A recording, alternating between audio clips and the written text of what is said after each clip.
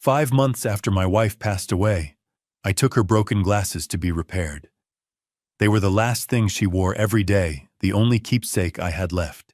But when the technician examined them, his hands started trembling. He didn't give them back. Instead, he locked the door, pulled me into the back room, and said something that shattered everything.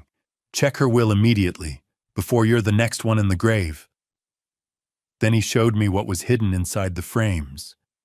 I nearly collapsed when I saw the face on that screen. I'm deeply grateful you're here listening to this. Before we begin, drop a comment below and let me know, where are you tuning in from right now? Your city, your country. I'd love to connect with you. Also, a quick note. This account blends some fictional elements for storytelling and reflection purposes. Any similarity to actual names or places is entirely unintended, but the lessons I'm sharing, those are worth your time. 5 months had passed since I lost Catherine, but her reading glasses still sat on the corner of her desk, right where she'd left them that morning. I'd walked past that desk every day, unable to touch anything. Her favorite pen, the half-finished crossword puzzle, the small jade plant she'd kept alive for 12 years. That afternoon, something shifted. Maybe it was the way the autumn light came through the window, the same way it used to catch her silver hair when she worked. I finally opened the desk drawer. The glasses were tucked beneath a stack of garden catalogs. The moment I picked them up, the left hinge gave way, and the frame split in two. I sat there holding both pieces, feeling like I'd broken the last physical piece of her I had left. Catherine had worn these glasses every single day. She was religious about it, never left the house without them. I remembered how she'd push them up her nose when she was concentrating, how she'd take them off and clean them obsessively with that little blue cloth she kept in her pocket. I couldn't just throw them away. I wouldn't. Ballard Avenue was quiet for a weekday. The rain had let up, leaving that clean mineral smell that only comes after a Seattle downfall.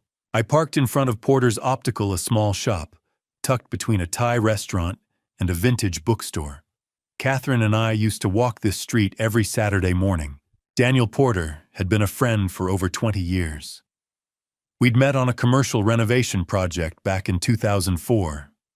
When he opened his optical shop a decade ago, Catherine and I had sent flowers. After she passed, he'd come to the funeral. Shaken my hand, told me to call if I needed anything. The bell above the door chimed when I walked in. Daniel looked up from behind the counter. "James." He set down the frame he'd been adjusting. "It's good to see you." I set the broken glasses on the counter between us. His expression shifted the moment he saw them. Not surprise, something closer to concern. He picked them up carefully, turning them over in his hands. He pulled a jeweler's loupe from his drawer and bent over the frame, studying the right temple. Then he stopped moving entirely.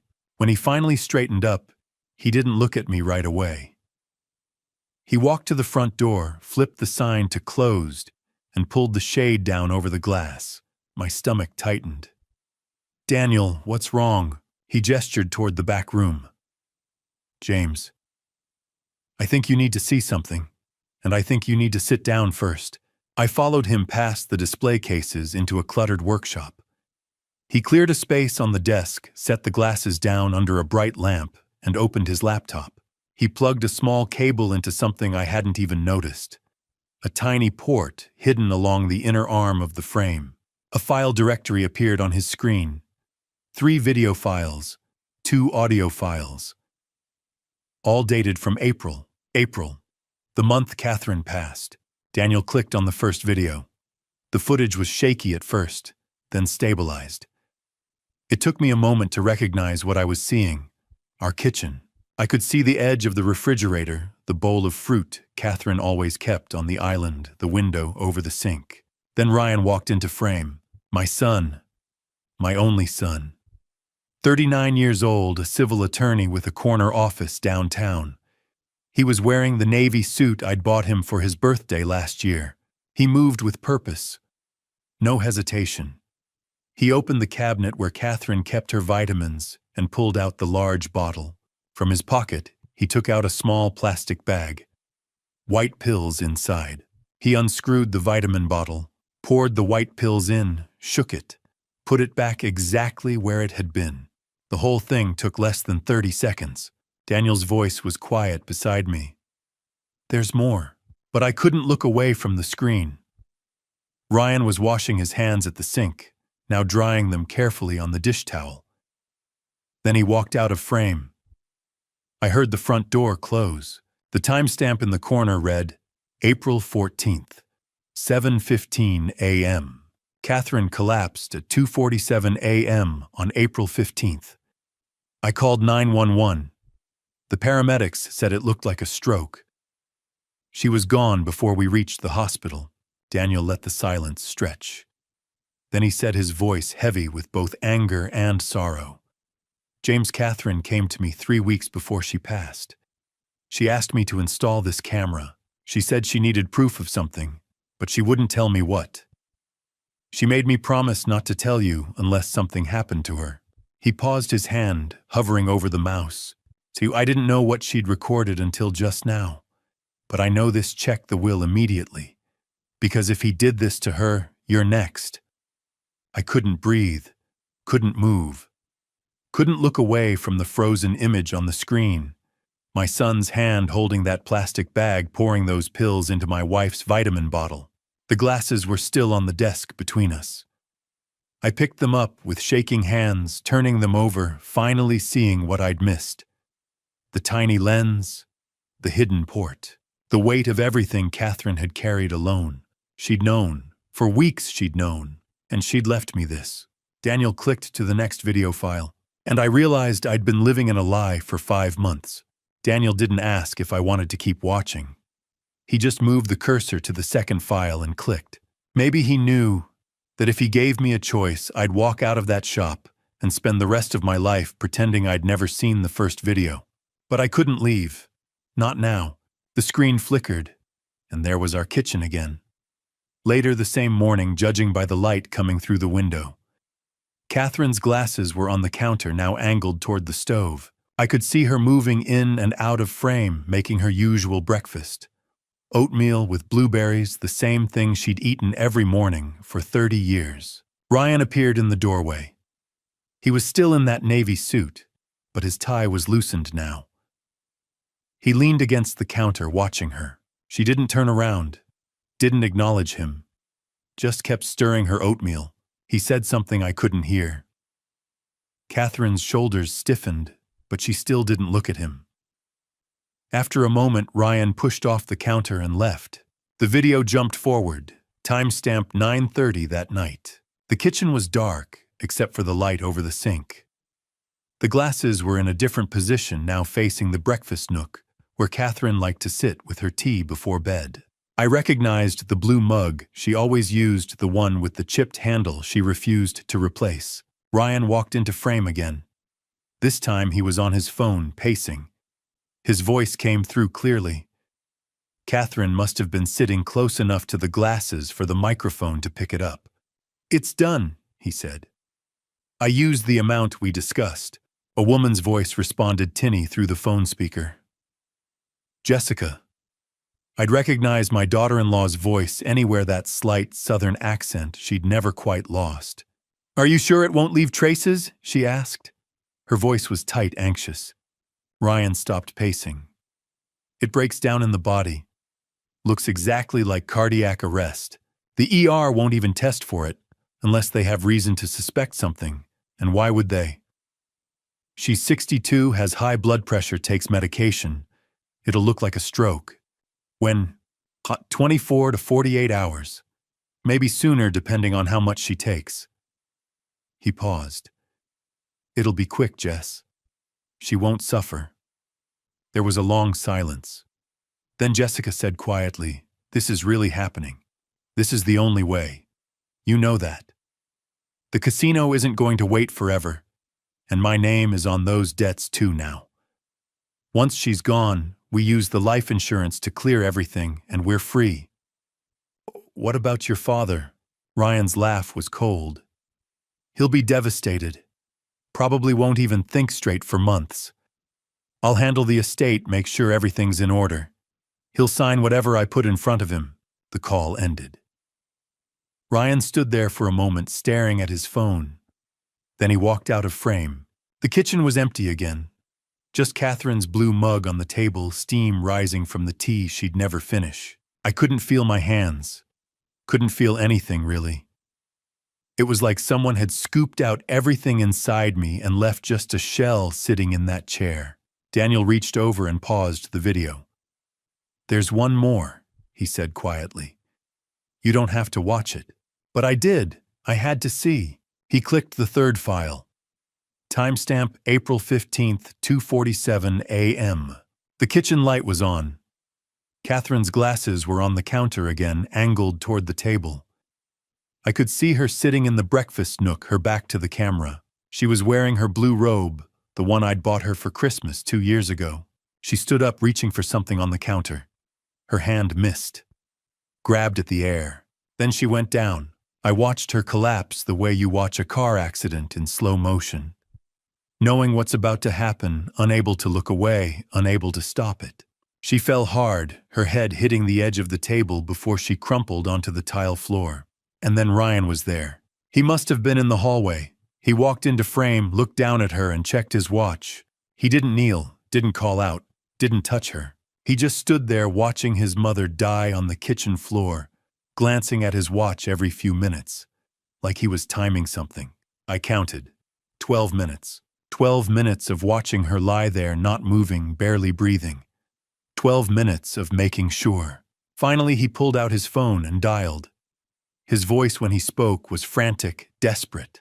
An Oscar-worthy performance. 911. "My mother. She's collapsed. I don't know what happened. Please, you have to send someone." The video ended. I sat there staring at the black screen. Daniel didn't say anything. What could he say? My son. My only son. The boy I'd taught to ride a bike, to throw a baseball, to tie a tie. The man I'd put through law school, celebrated with, at his wedding, bragged about to my friends. That man had watched his own mother take her last breaths and checked his watch to make sure she was really gone. Daniel's hand moved over the keyboard, then stopped. He pointed to something at the bottom of the screen. Another file. There's a voice memo here," he said. His voice was careful, gentle. "Recorded at 11:47 p.m. on April 14th, 3 hours before she collapsed." He looked at me. "Do you want to hear it?" I couldn't speak, could barely nod. Daniel clicked the file, and Catherine's voice filled the small room. I wasn't ready to hear her voice again. 5 months of silence, of walking past her empty chair at breakfast, of reaching for the phone before remembering she was gone. 5 months of learning how to live in a house that still smelled like her lavender hand soap. And now, here she was, speaking to me from 3 hours before she collapsed on that kitchen floor. James. Just my name. But the way she said it, soft, aching, full of something I couldn't name, made my chest tighten. Daniel sat beside me in the back room of his shop, his hand resting on the edge of the desk. He'd already seen the first video. Ryan pouring those white pills into Catherine's vitamin bottle. Now we were listening to the audio file time-stamped April 14th, 11:47 p.m., the last thing my wife recorded before she was gone. "If you're hearing this," Catherine's voice continued, trembling slightly, "then I'm not there anymore. And I'm so sorry, my love." I gripped the armrest of the chair. My knuckles turned white. "I need you to listen carefully, because I don't have much time. There's a safe deposit box at Pacific Northwest Bank, downtown branch. Box number 447. The key is in my desk, bottom drawer inside the blue envelope beneath my gardening catalogs. You need to go there. You need to open it." I glanced at Daniel. He was staring at the laptop screen, his jaw tight. "Inside that box, you'll find a letter. 8 pages. I wrote down everything. Every detail, every date, every piece of evidence I gathered. I couldn't say it all out loud, but I wrote it down for you." She paused, and I could hear the faint sound of rain against a window in the background. There's also a new will in that box. I met with Helen Patterson 2 days ago. Patterson and Marks, Pioneer Square. She notarized it. 95% of our estate goes to the Family Justice Foundation. Ryan gets $100,000. That's it. My breath caught. 100,000. Out of 2.7 million. He doesn't know about the new will, James. He thinks the old one is still in effect. He thinks he's going to inherit over $1 million when I'm gone. But he won't. Helen has the original in her office safe. Catherine's voice dropped lower, and I leaned closer to the speaker. I need you to promise me something. Promise me you won't confront him alone. Promise me you'll go to the bank first, read my letter, and then call someone. A lawyer, the police, anyone. Just don't face him by yourself, please. I closed my eyes. I love you, James. I've loved you since the day you spilled coffee on me at the university library and apologized 5 times in under a minute. I've loved you through 38 years of marriage. I love you now, even if I'm not there to say it anymore. Her voice wavered, and I heard her inhale sharply like she was trying not to cry. I wanted to tell you on our anniversary, November 3rd. I had it all planned. I was going to take you to that little restaurant on the waterfront, and after dinner I was going to show you everything. The evidence. The letter. The plan to protect you. I thought I had time. The recording went quiet for a moment. I was wrong. I thought I could handle this alone. I thought I could gather enough proof, confront him privately, and fix it before you ever had to know. But I waited too long, and now, she trailed off. Now I'm recording this at almost midnight, and I'm terrified. I'm terrified he knows I've been watching him. I'm terrified he's going to act faster than I thought. And I'm terrified that by the time you hear this, it'll be too late for me. My chest felt like it was caving in. The glasses I'm wearing right now, the ones you're probably holding if you're listening to this, they have a hidden camera. Daniel Porter helped me install it in March. He's a good friend, James. You can trust him. Check the videos. You'll see. She paused again, and when she spoke next, her voice was barely above a whisper. Amba Box 447. Blue envelope in my desk. Helen Patterson, Pioneer Square. Read my letter. It has everything you need. And James, please be careful, please. Another silence, longer this time. I'm sorry I carried this alone. I just wanted you to sleep peacefully for a few more nights. I wanted to protect you from the weight of it. But I see now. I should have trusted you. I should have told you the moment I knew. Her voice broke completely. Forgive me, my love. Forgive my silence. The recording ended with a soft click. The room was utterly still. Daniel's computer hummed quietly. Outside, I could hear the distant sound of traffic on Ballard Avenue, but inside that little back room, there was only silence and the echo of Catherine's voice. Daniel finally spoke, his tone careful. James, we need to call someone. A lawyer, the police. Someone who can help. I didn't answer. I couldn't. Because all I could think about was that blue envelope, the safe deposit box. The letter Catherine had written, knowing she might not live to see me read it. She'd known. For weeks she'd known our son was planning to harm her, and she'd faced it alone because she didn't want to break my heart. Daniel stood and pulled his phone from his pocket. I'm calling Margaret Thornton. She's a criminal defense attorney. Elder law, too. She'll know what to do. He dialed. I heard the phone ring once, twice. Then a woman's voice answered. This is Margaret Thornton. Daniel glanced at me, then spoke into the phone. Margaret, it's Daniel Porter. I have a client here who needs your help immediately. His wife passed 5 months ago. They said it was a stroke, but we just found evidence that suggests it wasn't natural. And we think his son is planning to harm him next. There was a pause on the other end. Bring him to my office, Margaret said. Now. Margaret Thornton's office was nothing like I expected. No mahogany desk, no wall of leather-bound law books, no dramatic floor-to-ceiling windows overlooking Elliott Bay.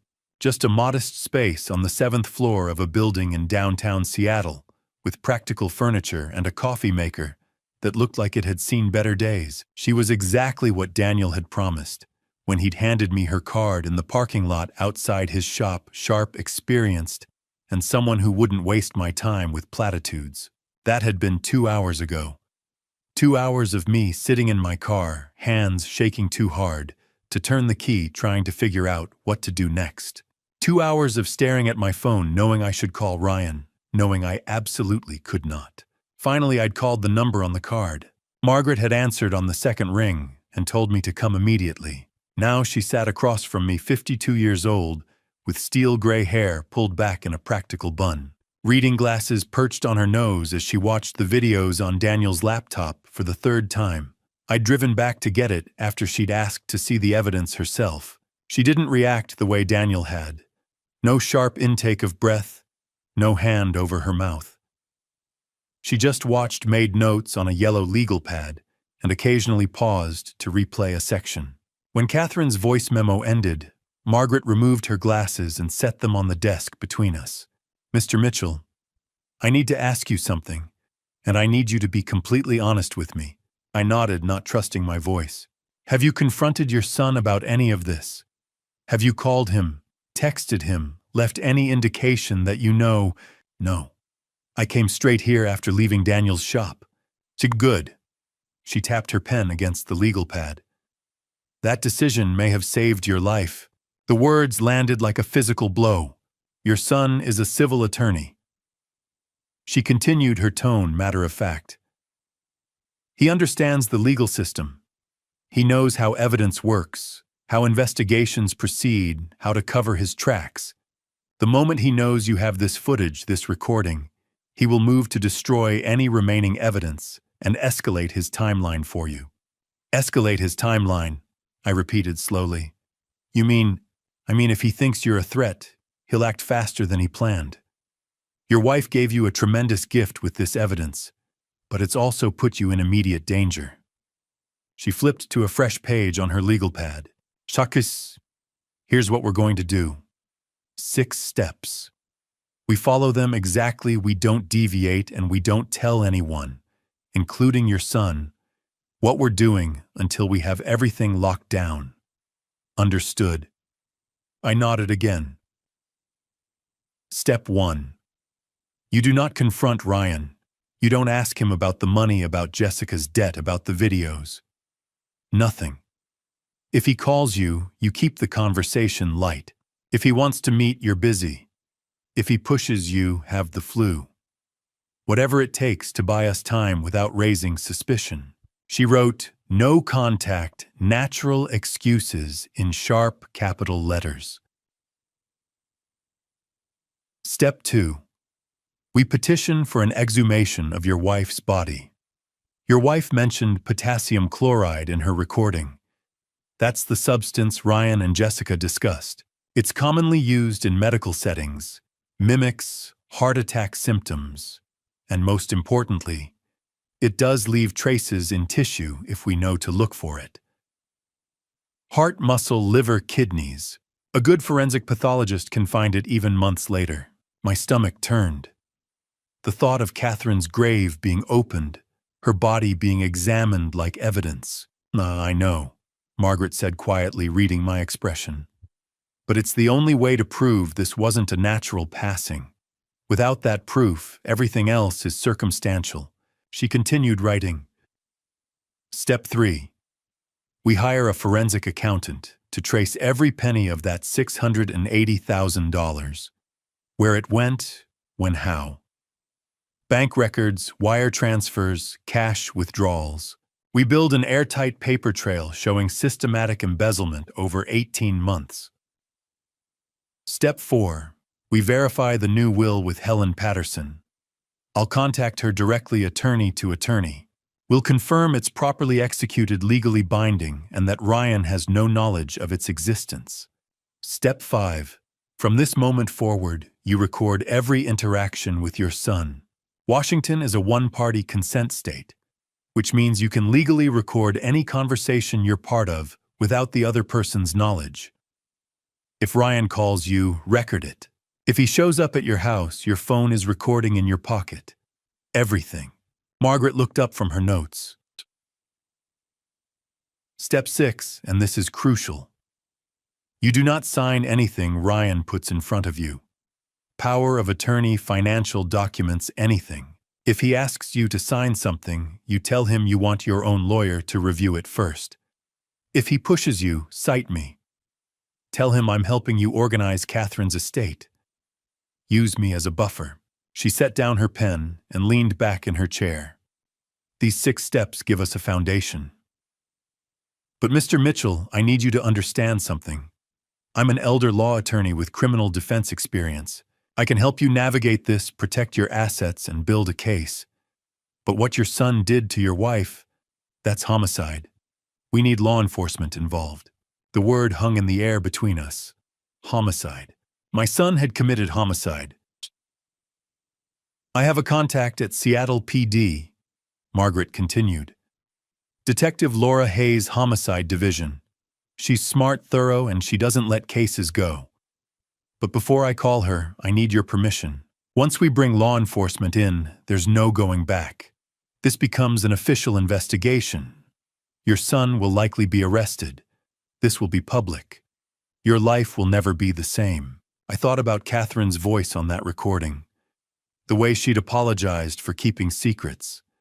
The way she'd warned me I was next. I thought about Ryan standing in our kitchen, watching his mother take her last breaths, checking his watch. Call her, I said. Call Detective Hayes. Margaret picked up her phone, but before she dialed, she looked at me one more time. James, your son, is a civil attorney. He knows how to manipulate the system, how to make himself look sympathetic, how to cast doubt. We need to be smarter than him, faster than him, and we need to be absolutely certain of every move we make. She pressed a number on speed dial. And we need Detective Laura Hayes from Seattle PD Homicide to make sure he doesn't get away with this. The phone rang once, twice. Then a woman's voice answered, and Margaret said something I'll never forget. Laura, I have a client whose son poisoned his mother and is planning to do the same to him. We have video evidence. How fast can you get to my office? I didn't sleep Tuesday night. Just stared at the ceiling, listening to every creak of the house, settling every car that passed, wondering if one of them would slow down and stop. Margaret had said Detective Hayes would need 24 hours to review the evidence. 24 hours felt like an eternity when you knew your own son was planning to make your passing look like grief-driven despair.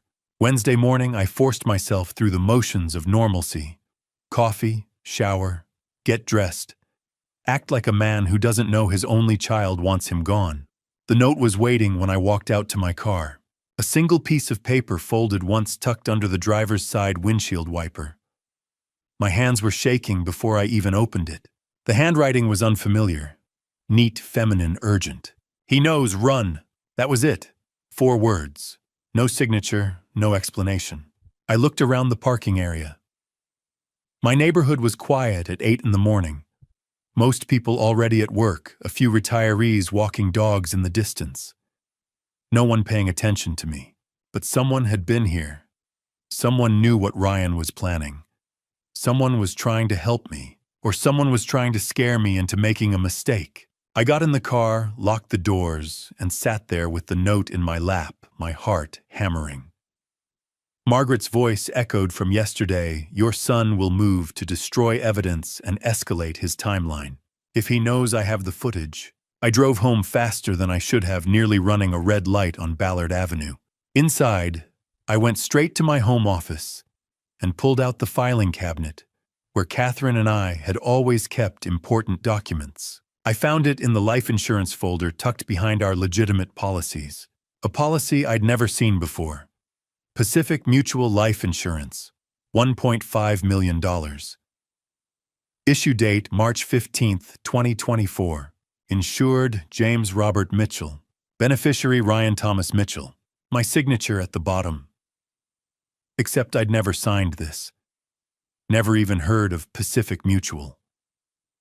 The signature was close. Someone had practiced. but the capital M in Mitchell was wrong. Too loopy. I always made mine angular a habit from years of architectural drafting. My phone rang and I nearly dropped the policy. Ryan's name on the screen. I answered on the fourth ring, trying to keep my voice steady. "Hey, buddy." "Dad. Finally. I've been trying to reach you since yesterday. Sorry, I've been busy, dealing with some of your mom's things." A pause. "Actually, that's why I'm calling. I think it's time we get your affairs in order too. Power of attorney making sure I can access accounts if something happens. You're 64 now, Dad. We need to think about these things." My grip tightened on the phone. He was good. His voice was concerned, caring. The perfect, dutiful son. "I appreciate that, Ryan, but I'm not ready to think about that yet." "Dad, it's not about being ready. It's about being prepared. Mom's passing showed us how quickly things can happen. I don't want to be scrambling if you have a health emergency. I'll think about it. I'm coming over tonight. We'll go through the paperwork together. Just a few signatures." "Tonight's not good. Dad." His tone shifted slightly. Harder. "Mom would want you to do this. She'd want you to trust me. I'm your only son. Who else is going to take care of things if something happens to you?" There it was. The guilt. The manipulation. The same tactics he'd probably used on Catherine. I said, "I'll think about it, Ryan." "Fine, but I'm stopping by anyway. Around 7. We need to talk." He hung up before I could respond. I sat there staring at the fake insurance policy. I called Margaret. She answered immediately. "James, what's wrong?" "There was a note on my car this morning. He knows. Run." And I found a life insurance policy in my files. 1.5 million, my forged signature Ryan as beneficiary. And he just called, says he's coming tonight to get me to sign power of attorney documents. Silence. Then, "Get out of your house right now. Don't pack anything, don't wait. Drive to a hotel, pay cash, use a fake name if you have to. Turn off location services on your phone. Do not tell anyone where you're going, not even me. Margaret." James, listen to me. If Ryan is pushing this hard, this fast, it means he knows you're on to him. That note is from someone trying to warn you. We don't have 24 hours anymore. We might not even have 24 minutes. Get out. Now. I grabbed my wallet and keys, leaving the fake policy on my desk. As I headed for the door, I pulled up my security camera app. The one we'd installed last year after break-ins in the neighborhood. The live feed showed my front porch. Empty. Then I scrolled back through the recorded footage from the past hour. My blood ran cold. Ryan had been there. 30 minutes ago, while I was still in my office. He'd walked up to the front door, tried the handle. Locked, thank God. Then stood there for almost 5 minutes, peering through the living room window. Finally, he'd pulled out his phone and typed something. Then walked back to his car. I switched to the street view camera and zoomed in on his phone screen in the recording.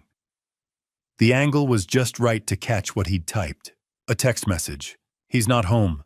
We need to move faster." I watched him send it.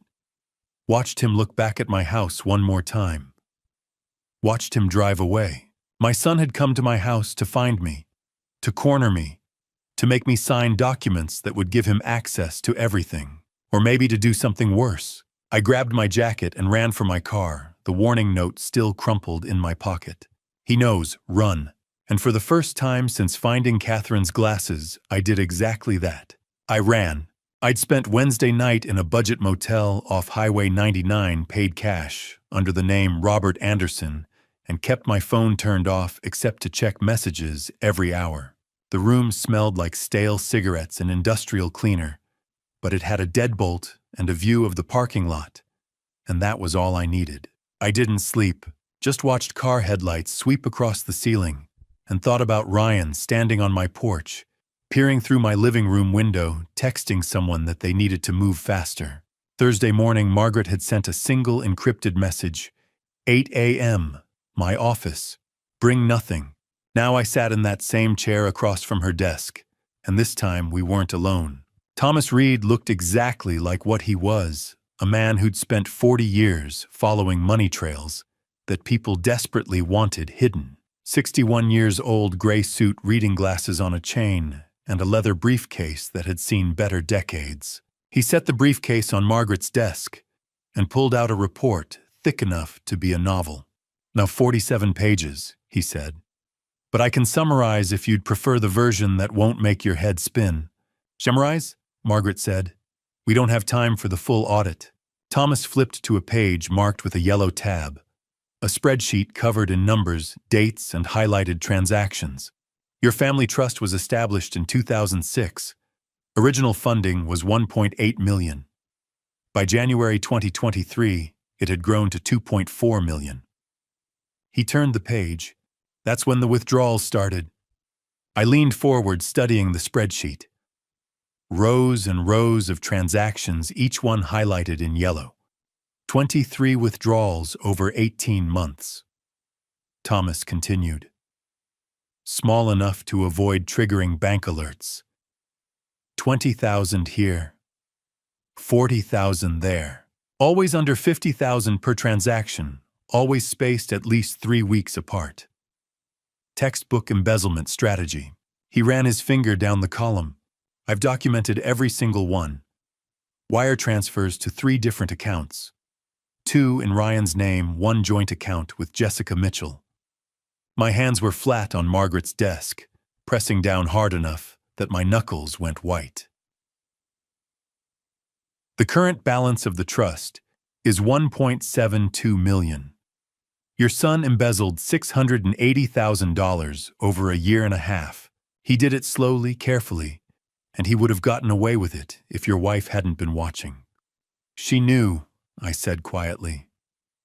"In her recording, she said she'd been tracking it since March. To March of this year," Thomas confirmed. "That's when the withdrawals got larger, more frequent." He was getting desperate. Margaret leaned back. "Desperate for what? Where did the money go?" Thomas flipped to another tabbed section. This one had photographs, screenshots of casino statements, credit reports, collection notices. "Jessica Mitchell has a gambling problem. High-stakes poker and blackjack at Emerald Bay Casino. She currently owes the casino $920,000. The number hit me like a fist to the gut. "The debt is held by Pacific Holdings LLC, a shell corporation run by people you don't want to owe money to. The kind who don't take you to court when you don't pay. They handle collection differently." "How differently?" I asked. Thomas didn't sugarcoat it. "Broken bones first, then escalates from there. Jessica took out the loans starting in early 2022. By January 2023, she couldn't make the interest payments. The casino gave her a deadline, December 31st, 2024. Pay in full or face consequences." "So Ryan started stealing from the trust," Margaret said. "He started stealing," Thomas confirmed. "But $680,000 doesn't cover $920,000. He was still short by $240,000. "The life insurance," I said. "Catherine's life insurance," Thomas nodded. "Your wife had a $500,000 policy through her employer. Ryan was the secondary beneficiary after you.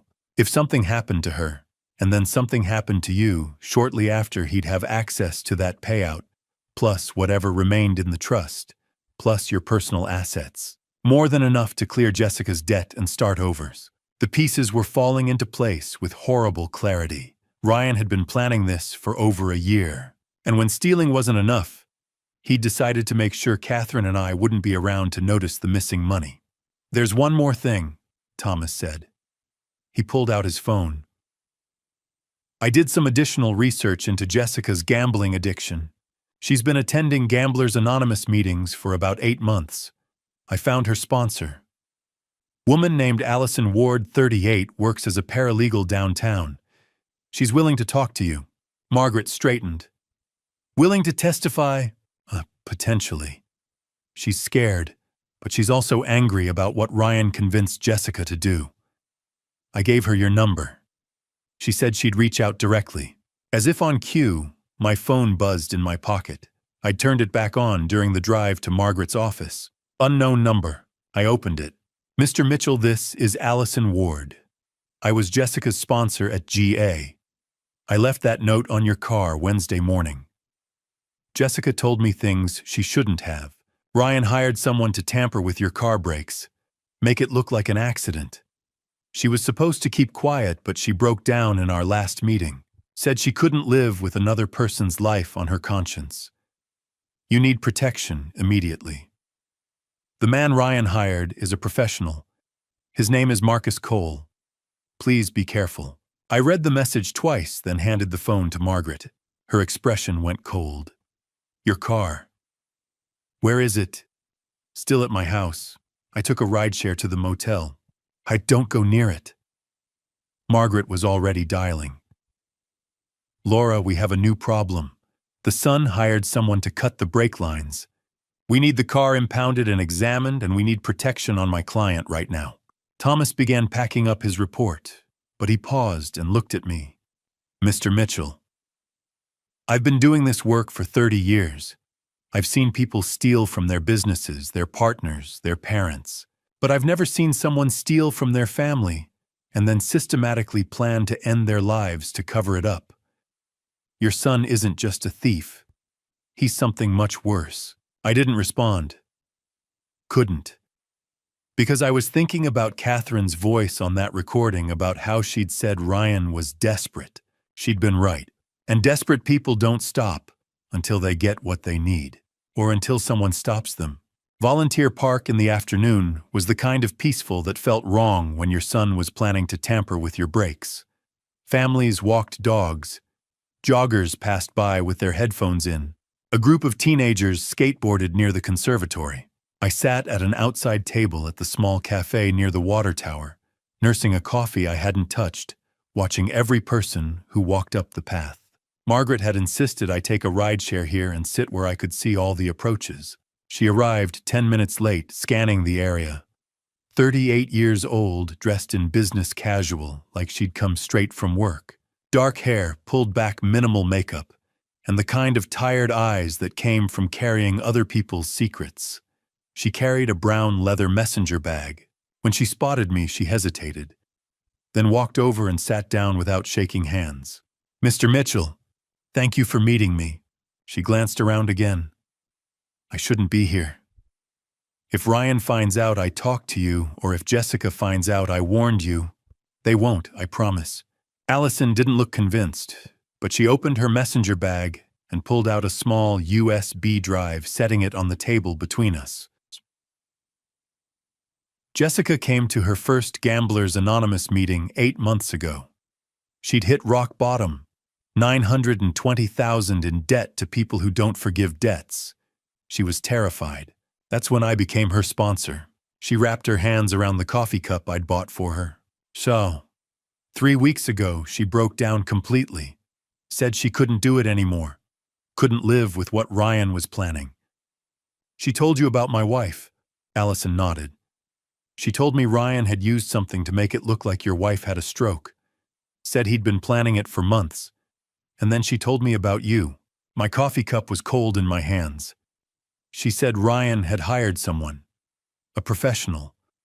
Someone who specializes in making problems disappear. She gave me a name, Marcus Cole. 45 years old, has a record in Oregon. He's what they call a cleaner. Someone who handles situations that need to look like accidents. How much did Ryan pay him? $50,000, half up front, half when the job is done. $50,000 to end my life. Jessica told me the plan. Allison continued. Marcus was supposed to cut your brake lines. Make it look like mechanical failure. Ryan knew your routine. That you drive Highway 99 every morning. Lots of traffic, steep grades, plenty of opportunities for a crash. She pushed the USB drive closer to me. I couldn't let it happen. I've been a sponsor for 3 years, worked with dozens of people trying to rebuild their lives. but I've never had someone confess to conspiracy and taking a life. I couldn't go to the police directly. Jessica would know it was me. But I couldn't just do nothing. So you left the warning note. I left the note, and I did something else. She tapped the USB drive. 3 weeks ago, Jessica told me Ryan and Marcus were meeting at a bar in Fremont to finalize the details. I went too. Sat in the back with my phone recording. I got the whole conversation. My hand closed around the USB drive. You need to understand something. These aren't good people. Marcus Cole isn't some amateur. He's done this before. And Ryan talked about you the way someone talks about a business transaction. No emotion, no hesitation, just logistics. Can I listen to it? Allison pulled out her phone and a small portable speaker from her bag. I made a copy. Better you hear it now so you know what you're dealing with. She plugged in the speaker and pressed play. The audio quality was decent despite the background noise. Then Ryan's voice cut through. So we're clear on the approach? A deeper voice responded. Marcus. Brake lines. Cut them about 70%, leave enough that he can drive a few miles before they fail completely. Makes it look like gradual wear, not sabotage. Timeline. I can do it in under 5 minutes if I have access to the vehicle. He parks in his driveway, usually gone for his morning walk around 7. More than enough time. Make it look like an accident. He's 64 drives Highway 99 every morning. Anyone investigates, they'll see an old man who didn't maintain his vehicle properly. Marcus's laugh was cold. Old man on a steep grade with no brakes. Clean as it gets. When's the timeline? Before Thanksgiving. I need access to his accounts by December. The casino deadline is December 31st. And if something happens before I can finish the job, then I'll handle it myself. But I'd prefer to stay clean. That's what I'm paying you for. A pause. Then Ryan's voice again quieter, but still audible. Once both of them are gone, we're set for life. The trust, the life insurance, his personal assets. Everything. We clear Jessica's debt and we disappear for a while. Maybe Europe. The recording ended. I sat there staring at the speaker, unable to move. That was my son's voice. Planning my end the way someone might plan a vacation. Allison turned off the speaker and packed it away, giving me a moment. So Jessica is terrified, she finally said. She's hiding now. Motel 6 in Tacoma, room 214. Hasn't contacted Ryan in 2 days. He's been calling her non-stop. Will she testify? I don't know. She's scared of Ryan, scared of the casino, scared of going to prison.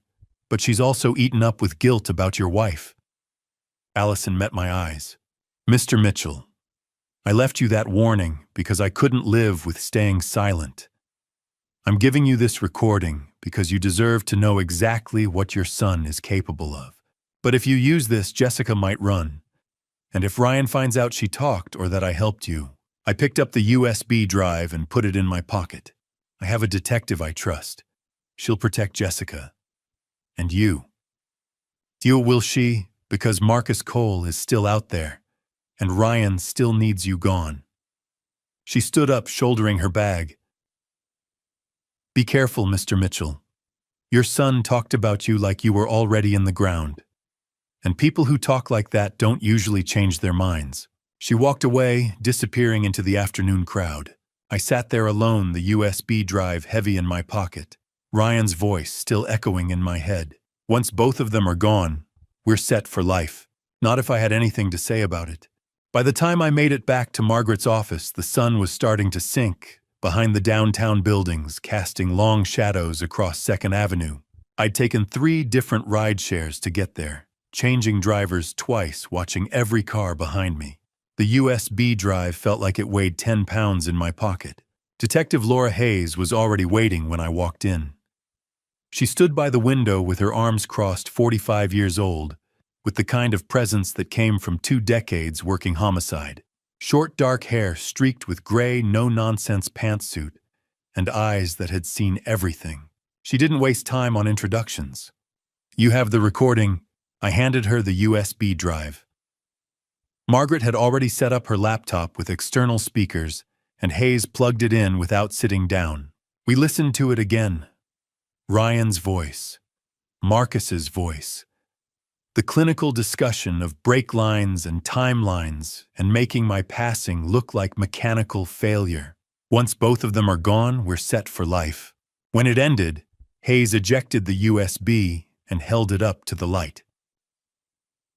"This is admissible," she said finally. "Audio quality as decent, context is clear. Your source willing to testify about how she obtained it." "She's scared," I said. "But yes." Hayes nodded, then pulled out her phone. "Marcus Cole, 45. I ran him through the system after Margaret called me earlier. He's got 2 priors in Oregon, 1 assault, 1 tampering. Neither stuck. Witnesses recanted in the first case, evidence disappeared in the second. Classic. Classic what? So classic professional. The kind who knows how to make problems go away without leaving fingerprints. If your son hired Marcus Cole, he didn't pick an amateur." She sat down across from me, her expression serious. "I've been a homicide detective for 19 years. I've worked cases where family members took each other's lives over money, over property, over petty grudges. But this is premeditated, calculated, and ongoing. Your son didn't just plan your wife's passing. He's planning yours. And he hired someone to do it for him." Margaret leaned forward. "What do we need to proceed?" "We need to prove Catherine Mitchell's passing wasn't natural. Right now we have video evidence of Ryan tampering with her vitamins, his voice discussing a substance that mimics cardiac arrest, and his wife's sponsor testifying about a confession. That's strong, but it's circumstantial until we have physical proof." "The exhumation," I said quietly. Hayes met my eyes. "The exhumation. I know this isn't easy, but it's the only way to prove what your son did. If Catherine was dosed with potassium chloride, the way the recording suggests, traces will remain in her tissue. Heart, muscle, liver, kidneys. A good forensic pathologist can detect it even months later." My throat was tight. The thought of Catherine's grave being opened. "I'll make it as dignified as possible," Hayes said. "Evergreen Cemetery, early morning before public hours. Just the pathologist, myself, and the necessary technicians. You don't have to be there." "When?" "I need a court order first. Margaret's already drafted an emergency petition to King County Superior Court. If we can get it in front of a judge tonight, we can have the order signed by midnight and proceed at first light." Margaret was already on her phone. "Judge Patricia Holloway owes me a favor. She'll see us." Things moved quickly after that. Margaret left to file the petition in person. Hayes made a series of calls to the medical examiner's office, to Evergreen Cemetery, to her captain at Seattle PD. I sat in Margaret's office and tried not to think about what Friday morning would look like. An hour later, Margaret returned with a signed order. Judge Holloway had reviewed the evidence and deemed it sufficient for emergency exhumation. Friday, 6 a.m. Hayes checked her watch. "Forensic pathologist will meet us at Evergreen at 0600. We'll extract tissue samples, send them to the state lab for toxicology screening. Results will take about 72 hours for preliminary. But if there's potassium chloride present at the levels your son discussed, we'll know fast. And then we arrest him. Conspiracy to commit homicide, tampering, embezzlement, insurance fraud. We'll bring Marcus Cole in too. But first, Mr. Mitchell, we need to keep you alive long enough to see justice happen." She pulled out a card and slid it across the table. "Protective custody, starting tonight. 2 officers outside whatever location you choose. 24/7 coverage until we have Ryan and Marcus in custody." Margaret pulled out a file folder. "There's something else." In Catherine's voice memo, she mentioned a safe deposit box at Pacific Northwest Bank. "We need to access it before Ryan realizes we're moving on him." Hayes looked up. "What's in the box?" "I don't know," I admitted. "She said to check it. Then we go first thing tomorrow morning." Before the exhumation, before Ryan knows we're taking action. Hayes stood up. Mr. Mitchell, from this moment forward, you're not alone in this. You have the full weight of Seattle PD homicide behind you. We're going to prove what your son did to your wife, and we're going to stop him from doing it to you. She checked her phone, then her expression shifted. What? I asked. Ryan Mitchell called the station 40 minutes ago. Said he was concerned about his father hasn't been able to reach him. Pretending to be the worried son, my blood ran cold. He knows something's wrong, Hayes said. He knows you're avoiding him, which means we're running out of time. She looked at me, her expression hard. Tomorrow morning at 0600, we'll know what your son did to your wife. Tonight, you're under full protection. But if Ryan called the station asking about you, that means he's getting desperate. Margaret's office suddenly felt very small. Where do I go? I asked. Hayes was already typing. Safe house. Officers are en route now. We leave in 5 minutes. As we stood to go, Margaret touched my arm. Catherine's safe deposit box. Whatever's in there, she wanted you to find it before Ryan could. We'll get it tomorrow, first thing. I nodded, but I was thinking about Hayes's words. Tomorrow at 6 a.m. we'll know. After 5 months of questions, 5 months of grief I couldn't name, because I hadn't known it was grief mixed with betrayal, I would finally have proof. Catherine hadn't just collapsed from a stroke. Our son had ended her life, and tomorrow we'd prove it. Dawn hadn't broken yet when Margaret and I pulled up to Pacific Northwest Bank. The streets were empty, the sky that deep purple-black that comes just before sunrise. We'd left the safe house at 4:32, police officers trailing us in an unmarked car. In less than an hour, they'd be opening Catherine's grave. But first, we needed to know what she'd left behind. The bank manager met us at the entrance, a woman in her 50s, who'd clearly been woken up early for this. Margaret had called in another favor, a judge's order allowing emergency access to the safe deposit box. The manager didn't ask questions, just checked our identification before leading us through the empty lobby to the vault. My hand went to my pocket, feeling for the small envelope I'd found in Catherine's desk. Just a blank white envelope with a single key inside. Now I knew why. "The box 447, the manager said, running her master key through the lock. She stepped back. "Take your time." Margaret and I were alone in the small private room. I pulled out the box and set it on the table between us. Inside were 3 things. A thick envelope. Catherine's handwriting on the front, for James. "If you're reading this, I'm gone." A legal document folded and bound with a blue cover. Last will and testament of Catherine Ann Mitchell, and a small USB drive in a plastic case labeled April 15th, 1 a.m. I reached for the letter first. 8 pages written in Catherine's careful script. I recognized the pen I'd given her for our 30th anniversary. My vision blurred before I even started reading. "My dearest James, if you're reading this, then I failed. I'm so sorry, my love." I had to stop, press my palm against my mouth, force myself to keep reading. "I planned to tell you on our anniversary, November 3rd. I was going to show you everything I'd discovered, but I don't think I have until November. Ryan knows I found out about the money. $680,000, James. Our son has been stealing from us for 18 months. When I confronted him 2 weeks ago, he told me about Jessica's gambling debt, about the casino, and then he told me that if I said anything, he would make it look like I had an accident. I didn't believe him at first, but then I saw something in his eyes, something cold and desperate. So I took precautions. I had a camera installed in my reading glasses. Every conversation in our kitchen has been recorded since March 28th.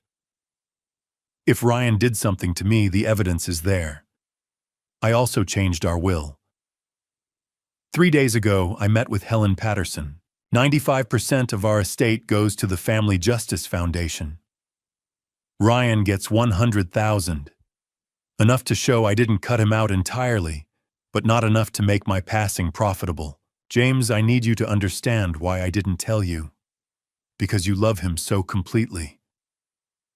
You've always seen the best in our son, and I couldn't bear to be the one to destroy that. I thought, if I gathered enough evidence, if I gave Ryan one last chance, maybe he'd choose differently. I was wrong, so I'm leaving you this. All the evidence you need, and I'm begging you, please don't confront him alone. Please protect yourself, because my love, I think you're next. I love you. I've loved you since the day you spilled coffee on me in that library 39 years ago. Forgive my silence. I just wanted you to sleep peacefully for a few more nights, without having to cry over our son. All my love, always and forever, Catherine. April 14th, 2024, 11:30 p.m. 3 hours later, she'd collapsed on our kitchen floor. I couldn't speak, just sat there holding those 8 pages. Margaret reached for the will.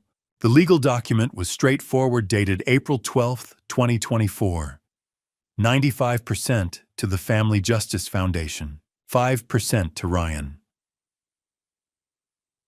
With the hope that he will use these funds to address the debts that have caused him such distress. Even in her final legal document, Catherine had tried to save him. Margaret picked up the USB drive. We should see what's on this. She plugged it into her laptop. One audio file, timestamped 1:04 a.m. April 15th, 2024. Ryan's voice came through clearly. It's done. She took the vitamins around 11. Should be feeling the effects any time now. Jessica's voice, tearful. What if someone figures it out? They won't. It'll look like a stroke. And even if they do run tests, potassium chloride breaks down. It's hard to detect unless someone specifically tests for it. What about the will, already handled? Tomorrow after the funeral home picks her up, I'll go through her desk. I'll make sure the old will is the only one anyone finds. James will want to see it. Dad will be a mess. Trust me. And by the time he asks about paperwork, it'll be too late.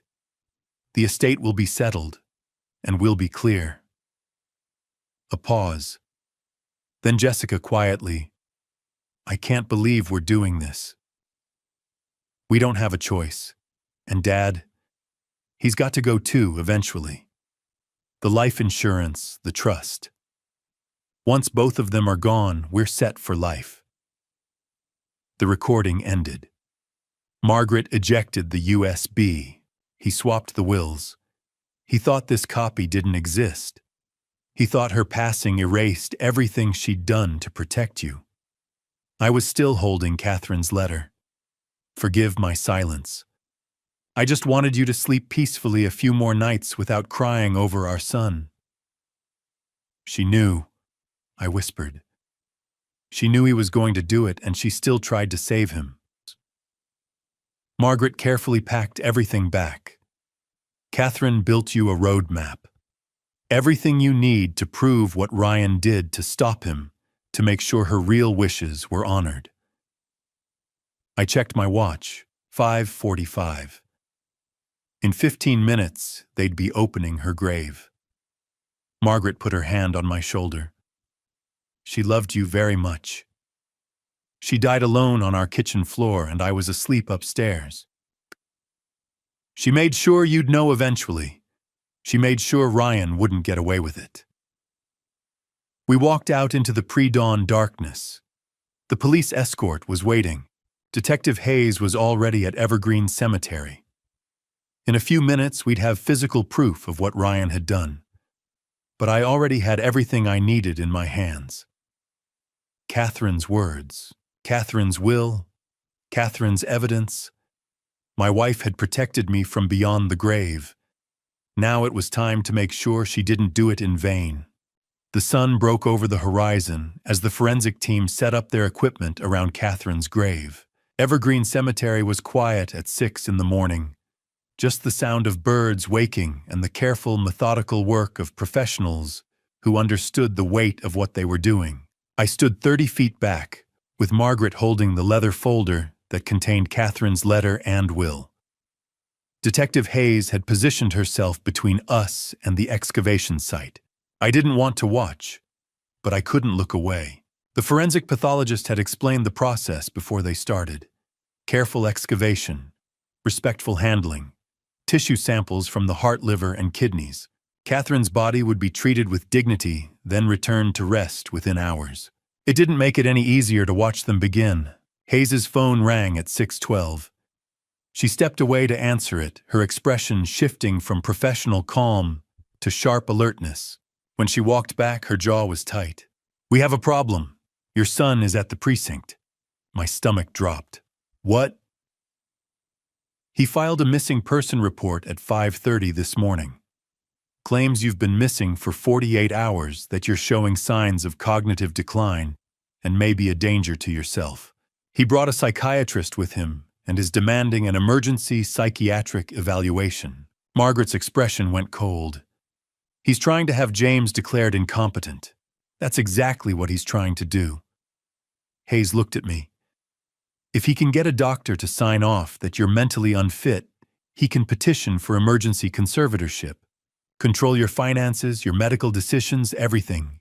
Can he do that?" "Not if we move fast." Hayes was already walking toward her car. "We need to get to the station now." We drove to the precinct in 15 minutes that felt like an hour. The Seattle Police Department downtown precinct was just starting its morning shift change when we pulled in. Hayes led us through a side entrance to a conference room on the second floor. Ryan was there with a man I didn't recognize. Late 40s, expensive suit, wire-rimmed glasses. The psychiatrist. They both stood when we entered. Ryan's face was a perfect mask of concern. "Dad, thank God. We've been so worried. You haven't answered your phone in 2 days. Cut it," Hayes said flatly. "Save the performance for someone who doesn't have video evidence of you discussing your father's brake lines." Ryan's expression flickered, just for a second. Then the concern was back. "Detective, I don't know what you think you have, but my father is clearly not well. He's been exhibiting signs of paranoia, possibly early-stage dementia." The psychiatrist stepped forward. "Dr. Nathan Pierce. I've known the Mitchell family for several years. Ryan called me this morning concerned about his father's mental state. I'm here to conduct a voluntary evaluation." "There's nothing voluntary about this," Margaret cut in. "My client is under protective custody of the Seattle Police Department following credible threats to his life. This is a coordinated effort to have his father declared incompetent so he can seize control of financial assets. I'm refusing any psychiatric evaluation," I said, my voice steady. Ryan took a step toward me. "Dad, please. I'm just trying to help. You haven't been yourself since Mom passed." I reached into the leather folder and pulled out Catherine's letter. 8 pages in her handwriting. "Your mother wrote this the night you ended her life. April 14th, 11:30 p.m. 3 hours before she collapsed. Want me to read it to everyone here? The part where she says you threatened her, or the part where she warns me that you're planning to do the same thing to me?" Ryan went very still. I set the letter down and pulled out the will. "Or maybe we should discuss the will you tried to hide. The one where your mother left 95% of our estate to charity. The will you thought you destroyed." Dr. Pierce was looking between Ryan and me, confused. "Ryan, what is he talking about? Or?" Hayes said, pulling out her phone. "We could play the recording of you and Marcus Cole discussing how to cut Mr. Mitchell's brake lines. That one's particularly compelling." Ryan's mask finally slipped. His face went blank, calculating. "I want my attorney." "You're going to need one," Hayes said. She turned to Dr. Pierce. "Doctor, how much did Ryan pay you to come here this morning?" Dr. Pierce stiffened. The silence stretched. Finally, $15,000. Why did you write a psychiatric evaluation before you ever saw my client? No. Another pause. Ryan provided me with background information. I drafted a preliminary assessment based on that information, yes. Nihon. An assessment declaring James Mitchell mentally incompetent. A recommendation for emergency conservatorship pending full evaluation. Hayes looked at her officers. Detain Dr. Pierce for questioning. Potential conspiracy fraud, false medical documentation. Ryan watched his friend being led away, then turned back to us. His expression was cold, now the mask completely gone. You can't prove anything. We're exhuming your mother's body right now, Hayes said. By this afternoon, we'll have tissue samples. By Monday, we'll have toxicology results showing exactly what you put in her vitamins. It's over, Ryan. For a long moment, Ryan just stared at me. Then he said very quietly, "You're really going to do this. You're going to destroy your own son." "You destroyed yourself," I said. "The day you put that substance in your mother's vitamins." Ryan turned and walked out without another word. Hayes made a call, instructing officers to follow him. I sank into a chair, suddenly exhausted. Margaret's phone buzzed. She glanced at the screen, then her face went pale. It's a text, from a number I don't recognize. She showed me the screen. "This is Jessica Mitchell.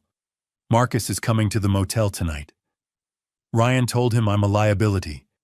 He's going to make it look like I ended my own life from guilt. I can't run anymore. Please help me." Hayes read it over my shoulder, then swore under her breath. "Motel 6, Tacoma room 214. "How fast can we get there?" Margaret asked. Hayes was already moving. 45 minutes if we push it. Or Ryan panicked and told Marcus to move faster, I said.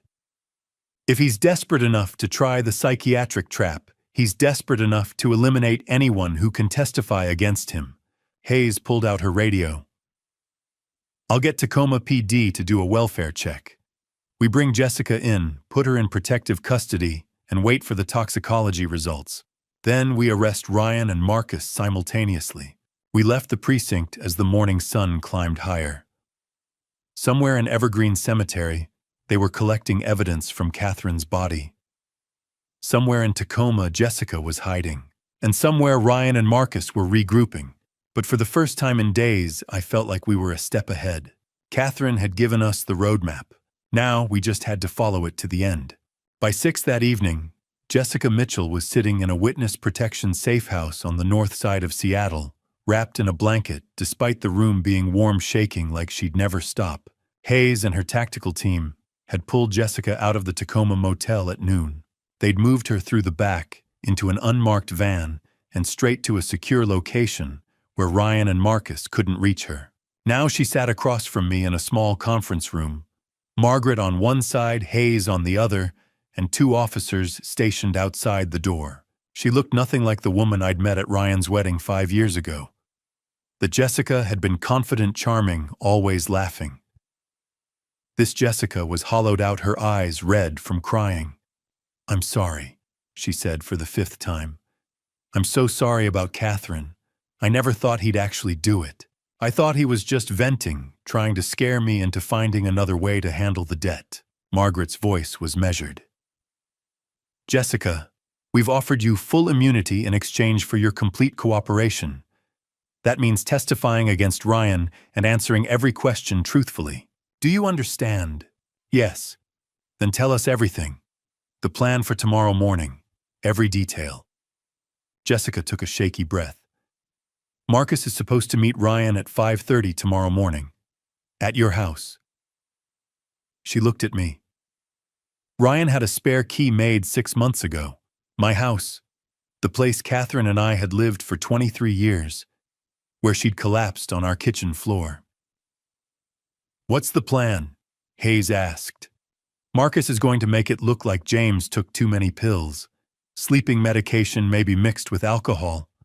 They're going to stage it like a suicide. A widower who couldn't handle the grief of losing his wife." The room went very quiet. Ryan will show up later, Jessica continued. Around noon. He'll call the police, say he'd been trying to reach his father all morning and got worried. He'll be the devastated son who just lost both his parents within 6 months. No one will question it. How do you know all this? Margaret asked. Ryan told me. 2 nights ago when I said I couldn't do it anymore. He said it was too late to back out now, that if I tried to run or talk, Marcus would take care of me the same way. Hayes leaned forward. Jessica, has Ryan discussed any contingency plans? Then Ryan does it himself. He has pills in his car. He said one way or another it has to happen this weekend before the toxicology results come back. He knows you're looking into Catherine's passing. He knows time is running out. Hayes pulled out a notepad. Here's what we're going to do. Mr. Mitchell, you're going to be in your house tomorrow morning at 5 a.m. We wire you up. Recording device, GPS tracker, panic button. You'll be sitting in your living room when Ryan arrives.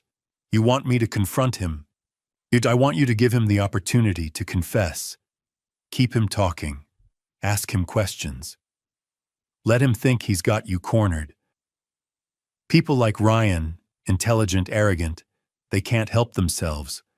They want you to know how clever they've been. And if he doesn't confess, Margaret's expression was grim. Then we have nothing admissible until the toxicology results come back Monday. And by then Ryan might flee.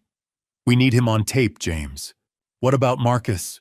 We'll have 6 officers positioned in houses around yours. The moment Ryan or Marcus makes a move toward you, we're 10 seconds away. Jessica spoke up quietly. Marcus won't come inside until he's sure it's safe. Ryan will go in alone first. Then that's when we get Ryan's confession, Hayes said. Before Marcus enters, we arrest Ryan inside, then take Marcus when he approaches. And if something goes wrong, I asked. Hayes met my eyes. Then you hit the panic button and we breach the house. But I have to be honest with you. This is high risk. Ryan is desperate, and desperate people are unpredictable. I thought about Catherine's letter, about how she'd faced Ryan alone, gathering evidence, trying to protect me, about how she'd died on our kitchen floor while I slept upstairs. I'll do it, I said. Hayes nodded slowly. Then we start preparing now. I'll have a tech come in tonight to fit you with the wire and go over the panic button protocols. The officers will be in position by 4:30 a.m. You'll enter your house at 5, turn on a single lamp in the living room and wait. And I just talk to him. You talk to him. You listen. You let him tell you what he did. And you stay calm no matter what he says. The rest of the evening was a blur of preparation. A tech fitted me with a wire so small I could barely feel it tucked into my collar. The GPS tracker went into my shoe. The panic button looked like a car key fob. 3 clicks, the tech explained. Click 3 times fast, and every officer knows you need immediate extraction. I tried to sleep, but couldn't. Just lay in the spare bed at the safe house, staring at the ceiling, thinking about tomorrow. At 4:30 a.m., Hayes drove me home. The street was dark, quiet. My neighbors' houses looked ordinary, but I knew 6 officers were inside watching, waiting. Hayes pulled up 2 houses down. You walk from here. Go in through the front door like normal. 1 lamp in the living room. Sit where we can see you through the window. And James, whatever happens, we're right there. You're not alone. I walked to my house in the pre-dawn darkness. Used my key. Stepped inside. Everything was exactly as I'd left it days ago. Catherine's reading glasses still on her desk. The coffee mug I'd forgotten to wash. The house where we'd built a life, raised a son, grown old together. The house where that son had ended her life. I turned on the lamp by the couch. Sat down in the chair facing the window. Checked the wire, the GPS, the panic button. 5 a.m. The house was completely silent, except for the clock ticking in the kitchen. I waited. 5:15, 5:30, 5:45. At 5:52, I heard it. The sound of a key sliding into the lock. The front door opened slowly, carefully. Ryan stepped inside, silhouetted against the early morning light. He was carrying a black duffel bag. Our eyes met across the dark living room, and for the first time since this nightmare started, I was face to face with my son. Ryan closed the door behind him and flipped the light switch. The sudden brightness made me blink, but I didn't move from my seat on the couch. For a moment, he just stared at me. Then his face arranged itself into an expression of relief that might have fooled me a week ago. Dad, I was so worried. You haven't been answering your phone. I stayed exactly where I was. My hand in my pocket wrapped around the panic button. The wire under my collar was recording every word. Through the window, I could see faint movement in the Hendersons' house. Hayes and her team watching. I know about the $680,000, Ryan. I know about Jessica's debt. I know about Marcus. The relief on his face evaporated. He stood very still. Then he laughed. A cold, empty sound. So who told you, Allison, or did Jessica finally crack? He shook his head. Doesn't matter. You're here. That's what matters. He knelt down and unzipped the black duffel bag slowly. When he looked back up at me, the mask was completely gone. Do you want to see what I brought? He started pulling items out one by one, setting them on the coffee table. A bottle of sleeping pills. Prescription label torn off. A syringe still in its sterile packaging. A coil of rope. Latex gloves. A bottle of whiskey. This is what grief looks like, Dad. A 64-year-old widower who couldn't handle losing his wife. Too many pills, maybe some alcohol. You leave a note. I already wrote it in your handwriting. Says you can't live without Mom. Very touching. I couldn't speak. This was the boy I'd taught to ride a bike. My only son. You look shocked, Ryan said, pulling on the latex gloves. You shouldn't be. You're the one who started investigating. You couldn't just accept that Mom had a stroke and move on. She didn't have a stroke. No. Ryan agreed. She didn't. Mom found out about the trust money in March. Started documenting every withdrawal. She confronted me 3 weeks before she passed. Said if I didn't put the money back, she'd cut me out of the will and go to the police. He picked up the bottle of sleeping pills. I tried to reason with her. Explained about Jessica's debt. $920,000. The casino isn't the kind of people you just say no to. So you ended your mother's life for money. Ryan's expression hardened. I saved my wife's life. And mine. Mom had her whole life already. Jessica and I had decades ahead. It was a practical decision. A practical decision. Yes. Potassium chloride. Mimics cardiac arrest perfectly. Breaks down quickly. I put it in her vitamins on the 14th. She took them that night around 11. By 3 a.m. it was done. You watched her collapse. You waited 12 minutes before calling for help. 12 minutes. I needed to make sure. That's not cruelty, Dad. That's thoroughness. My hand tightened around the panic button. Not yet. Hayes had said to let him talk. And the will. Mom drew up a new will, leaving 95% to charity. Only gave me $100,000. So the day after the funeral, while you were upstairs crying, I went through her desk, found the new will and destroyed it. Replaced it with the old one. The one that leaves me $1.5 million. Except she had another copy. In a safe deposit box. Ryan's eyes narrowed. Doesn't matter now. By the time anyone finds it, you'll be gone too, and I'll have settled the estate.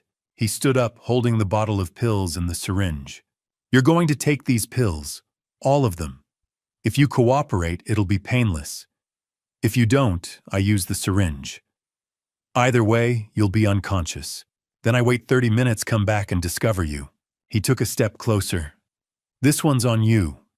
You could have signed the power of attorney. Could have stayed out of it. But you had to dig. You had to find those glasses. He stopped. The glasses. Where are Mom's glasses? His eyes went wide. The camera. She hid a camera in her glasses, didn't she? I didn't answer. Of course she did.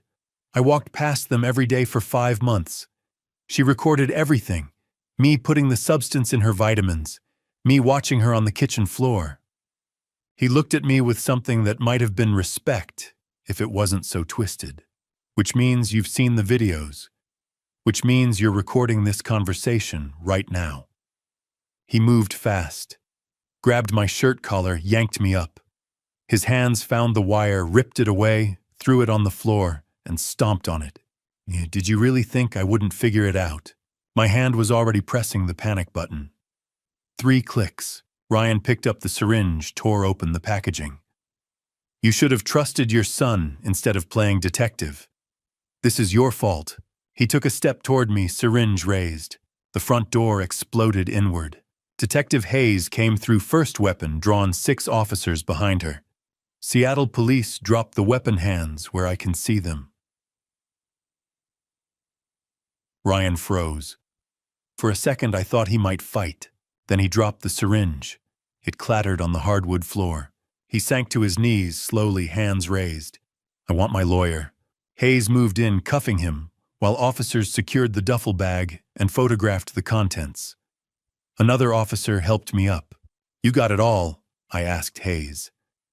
Even after he broke the wire, she tapped her ear.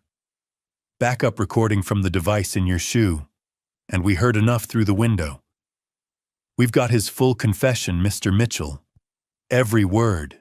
Ryan looked at me from the floor, his hands cuffed. You're really going to testify against your own son? You're not my son, I said quietly. I don't know who you are, but you're not the child Catherine and I raised. They led him out in handcuffs, blue lights flashing, more police cars arriving. Margaret appeared in the doorway. James, are you all right? I wasn't. Wouldn't be for a long time. Maybe never. But I nodded anyway. It's over, Hayes said. As they cleared my house, collecting evidence, I stood in my living room and looked at everything Ryan had brought. The pills, the rope, the note he'd forged. My son had come here to take my life the way he'd taken his mother's, and Catherine had made sure I'd be ready. Her glasses, her letter, her voice memo, her will. She'd fought him from beyond the grave and won. Detective Hayes stood over Ryan, her voice clear and measured as she read him his Miranda rights. Ryan knelt on my living room floor, hands cuffed behind his back, his face blank. The duffel bag and all its contents were being photographed by a crime scene tech. Do you understand these rights as I have read them to you? But I want my lawyer, Ryan said. His voice was flat, emotionless. I'm not saying another word. You've already said plenty. Hayes pulled out her phone, tapped the screen. Ryan's voice filled the room. The confession from minutes ago, crystal clear. I had no choice. The casino gave Jessica until December 31st. Hayes stopped the playback. Your confession was recorded on the backup device we installed in your father's smoke detector yesterday. Even after you destroyed the primary wire, we captured every word. I blinked. Smoke detector Hayes had kept it secret, even from me insurance, in case Ryan searched me and found the wire. Smart, one of the officers radioed from the back. Detective, we've got movement at the rear entrance. Hayes's hand went to her weapon. Who? Male hands raised, says he's here to surrender. Hayes moved toward the back door. I followed. The door opened slowly. A man stepped through, mid-40s, average height, wearing dark clothes. His hands were raised. Marcus Cole, he said calmly. I'm here to turn myself in. Hayes's weapon stayed trained on him. On your knees, hands behind your head. Marcus complied smoothly. I'm not armed, and I have information you're going to want. A USB drive in my left jacket pocket. Hayes nodded to an officer who retrieved the drive. They patted Marcus down. Why are you here? Hayes asked. Because I'm a professional, and professionals don't go down for amateurs. Marcus looked past Hayes to where Ryan was being held. I have recordings of every conversation with Ryan Mitchell since October 1st. 8 files. Every planning session, every payment discussion, every detail of what he wanted me to do. Hayes's eyes narrowed. The brake tampering. The brake tampering that I never actually did, Marcus corrected. When a civil attorney approaches me about making his father have an accident, I don't just take the job. I investigate, I record. I gather insurance. He smiled cold and professional. Guys like Ryan Mitchell always try to eliminate loose ends. So I took his money, $50,000 up front, and I documented everything. When it went sideways like this morning, I'd have proof I was just a contractor following orders. You were gathering evidence against your own client, Hayes said. I was covering my assets. Ryan was always going to lose. Hayes held up the USB. What's on this? 8 recordings. October 1st through yesterday. Every conversation. Ryan explaining about his mother about the potassium chloride. Ryan talking about his father about staging it as a grief-driven overdose. Ryan discussing payment schedules, $50,000 total. Marcus met Hayes's eyes. And for what it's worth, I never touched James Mitchell's car. Never cut any brake lines. I was stalling, waiting to see if Ryan would actually go through with it before I implicated myself. Hayes looked at me. Mr. Mitchell, do you know this man? Never seen him before in my life. Hayes turned back to Marcus. You're still under arrest for conspiracy. Well, I understand, but I'm willing to testify against Ryan Mitchell in exchange for a plea deal. Full cooperation. You get your homicide conviction, and I walk with reduced charges. They cuffed Marcus and led him to a separate vehicle. As they passed Ryan, Marcus looked at him with something like pity. I told you I don't work with amateurs. Another vehicle pulled up. Jessica escorted by officers. They brought her into the house, and she stood in the doorway looking at the scene. Is it over? She whispered. Hayes nodded. We need you to confirm what Marcus Cole just told us. Jessica's testimony was brief, but damning. Yes, Ryan had hired Marcus. Yes, she'd known about the plans. Yes, Ryan had said they needed both James and Catherine gone by year's end. At 7:30, Margaret's phone rang. When she came back in, she was pale. That was the forensic pathologist. Preliminary results from the exhumation. She looked at Hayes. High concentration of a toxic substance in Catherine's heart tissue. Consistent with potassium chloride. They're running comprehensive tests, but the pathologist says there's no question. This wasn't natural causes. Hayes nodded slowly. Then this is officially a homicide investigation. They loaded Ryan into a police car. Through the window, he looked at me one last time. You destroyed your only son for a dead woman, Dad. I walked closer, made sure he could hear me. You destroyed yourself the day you put that substance in your mother's vitamins. The door closed. The police car pulled away, taking my son to a place he'd probably spend the rest of his life. I stood in my front yard as the sun climbed higher. Neighbors watched from a respectful distance. For the first time in 5 months, I could breathe. Catherine had spent her final hours gathering evidence, protecting me, making sure Ryan wouldn't get away with what he'd done. She'd hidden cameras, recorded conversations, changed her will-written letters. She'd fought him every step of the way. And now, standing in the morning light with police cars surrounding my house and my son in custody, I realized something. She'd won, not just for herself, for me, for justice itself. Hayes approached me, her expression softer than I'd seen it. You should get some rest, Mr. Mitchell. We'll need your full statement later today, but for now you're safe. It's over. I nodded, not trusting my voice.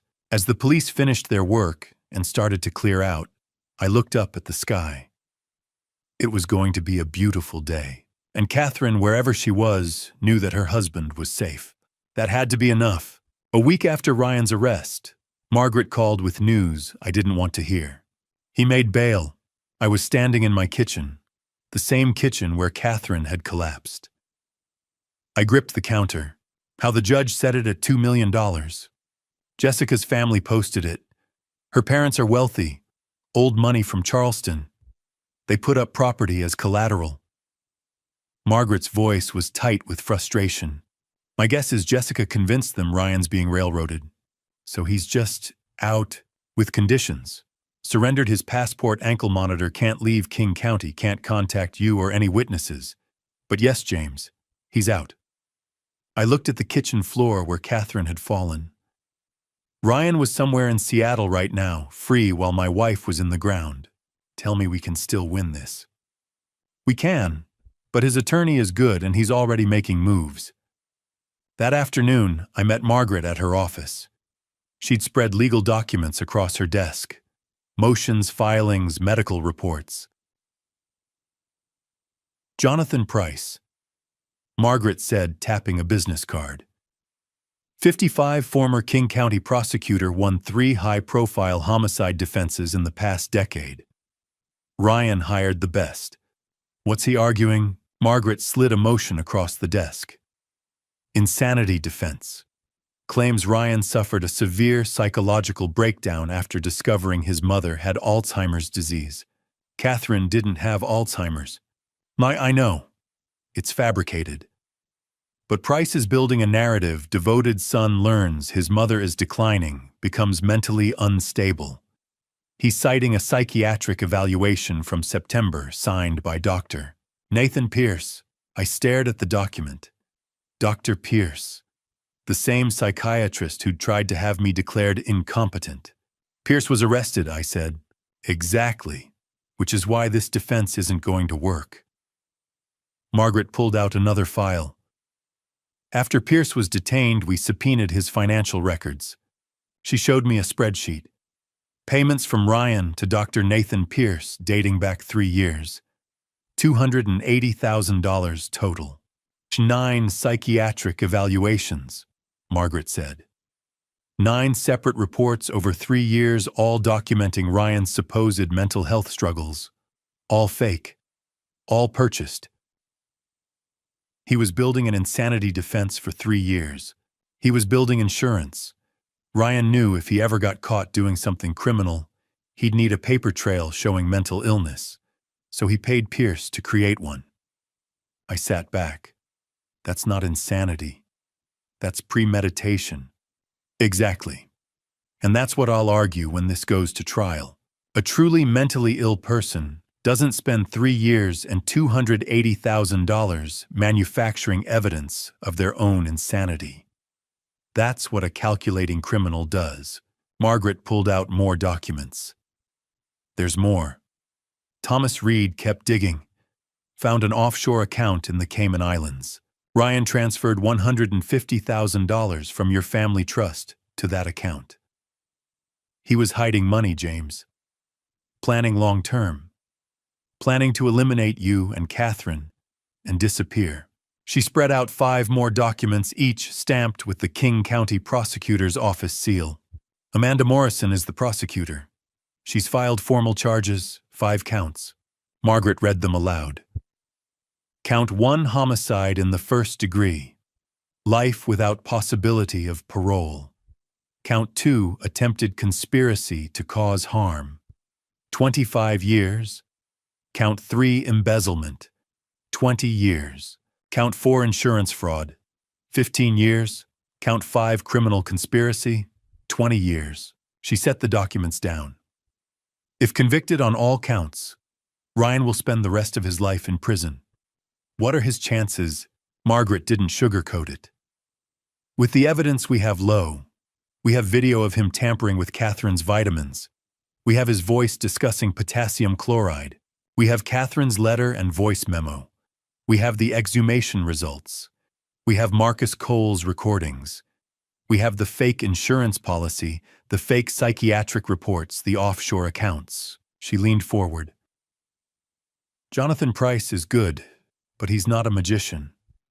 Ryan doesn't have a mental illness. He has a gambling wife, a mountain of debt, and a willingness to take his own parents' lives to solve his financial problems. When's the trial? Amanda's pushing for early December. Jury selection will probably start the 1st week, less than a month away. What do you need from me? Testimony. You'll be our key witness. Amanda will walk you through finding the glasses, the videos, Catherine's letter, the confrontation with Ryan. She'll need you to be clear, calm, and credible. I nodded, but my hands were shaking. James. Margaret's voice softened. Are you ready for this? Ready to sit in a courtroom and testify against your son? I thought about Catherine's letter, about how she'd spent her final hours protecting me, about how she'd gathered evidence knowing she might not survive to see justice done. I'm ready. That evening, a letter arrived at my house, hand-delivered by someone from Ryan's defense team. My name on the envelope in Ryan's handwriting.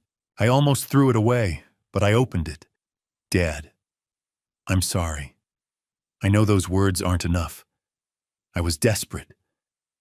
Jessica's debt was crushing me. I never meant for things to go this far. I never wanted to hurt Mom. I never wanted to hurt you. Please, Dad, drop the charges. Talk to the prosecutor. Tell them you don't want to pursue this. I'm still your son. I made mistakes. Terrible mistakes. But I can change. I can get help. Please don't let them put me in prison for the rest of my life. Please don't throw away your only son. I love you, Dad. Ryan. I read it twice. Looked for the son I'd raised somewhere in those words. Looked for genuine remorse. All I found was manipulation. He wasn't sorry he'd taken Catherine's life. He was sorry he'd been caught. I tore the letter in half, then in half again, dropped the pieces in the trash. Margaret had asked if I was ready to testify against my son. I was, because the man who wrote that letter wasn't my son anymore. The trial would start in 3 weeks, and when it did, I'd make sure Catherine's voice was heard. Every word she'd recorded, every piece of evidence she'd gathered, every truth she'd fought to preserve. Ryan wanted mercy, but justice for Catherine mattered more. November 4th arrived cold and gray, the kind of Seattle morning where the rain held off, but the sky promised it wouldn't wait long. Margaret and I walked up the steps of the King County Superior Court together. Camera crews lined the sidewalk. This had become a media story. I kept my head down, let Margaret run interference with the reporters shouting questions. Inside the courthouse was all marble and echoes. We went through security, took the elevator to the 4th floor. Courtroom 4C. The Honorable Patricia Holloway presiding. Judge Holloway sat at the bench reviewing documents while the courtroom filled. 60 years old, gray hair pulled back in a severe bun, the kind of judge who didn't tolerate nonsense. Ryan was already there with Jonathan Price sitting at the defense table. He wore a dark suit, white shirt, conservative tie. His ankle monitor was hidden under his slacks. He glanced back when I entered. Our eyes met for half a second. Then he looked away. The jury box filled. 12 people selected over 2 days. 7 women, 5 men. A retired teacher, a software engineer, a nurse, an accountant. 12 strangers who would decide my son's fate. Judge Holloway called the court to order at 9 a.m. sharp. The People versus Ryan Thomas Mitchell. Counsel, are you ready to proceed with opening statements?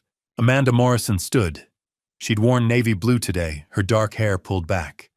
Professional, serious, prepared. Your Honor, the people are ready. Amanda walked to the jury box, made eye contact with each juror before she began.